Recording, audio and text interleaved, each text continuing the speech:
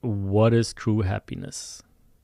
Whatever definition this happiness would mean for someone, as long as it is related to any type of fluctuation of state. So let's just say when you're sad, something is going down. When you're happy, something is going up. If it's this type of happiness, then I have to say, first of all, it's not what I'm looking for. Like I said also in the previous ones, I want to become stable. I want to become somehow rooted. I know myself. I know what I can do.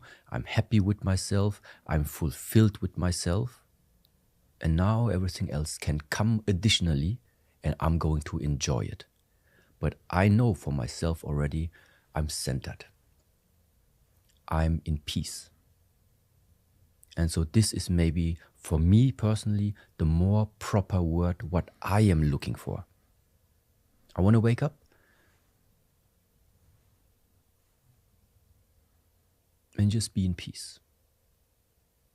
Because this peace for me gives now the foundation for everything else to come.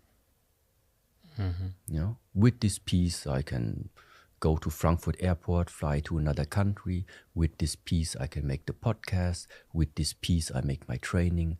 With this peace, I eat my food. With this peace, I talk to the people. With this peace always with me. Then it doesn't matter what comes, because everything I make in peace with myself. So this is more what I would say is like it's not happiness. For me, it's peace. What fears hold people back? It's somehow always the fear of losing something. So meaning losing something also in terms of fear of the unknown. So what are you losing? The known. Fear of the uncomfortable. What are you losing? Yeah, being comfortable. Yeah, fear of... Yes, this is where I see where this fear is based upon. So it's that resistance. It's the resistance actually against growing. It's the resistance against finding out how big this universe is and what is possible in this world. Yeah, because now just as to turn this question around, just to imagine.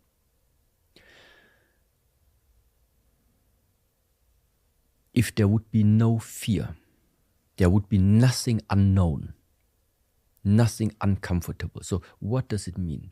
It means you could already see into the future what in 2025 you're going to do, where you are going to be, which people are going to be still with you.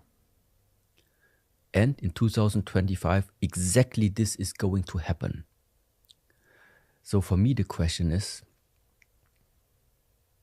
it feels really boring that just what you put to your mind and then just it comes 2 years later exactly the way how it is. Nothing better can come, because what can happen is dependent on how much you can imagine. If something is not able to being visualized or being seen inside of your mind, inside of your world, that would mean it can't happen in this world. So, and there again, I think this one is so big. He or she, I don't know. It has more creativity. It has more power. It has more possibilities than any human being could ever imagine with a human brain, with a human mind. That's why the uncertainty of the future, for me, is nothing that is threatening me.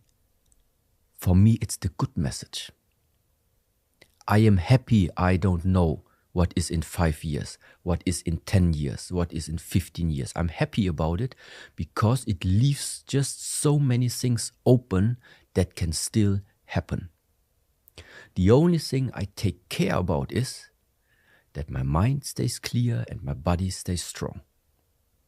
And all the other things, I don't know what comes, but when it comes, I hope I will be ready. I hope I feel being ready to enter into the future. Yes, so it's, I really think, a change of perspective that makes something which is like terrifying into something which is inspirational.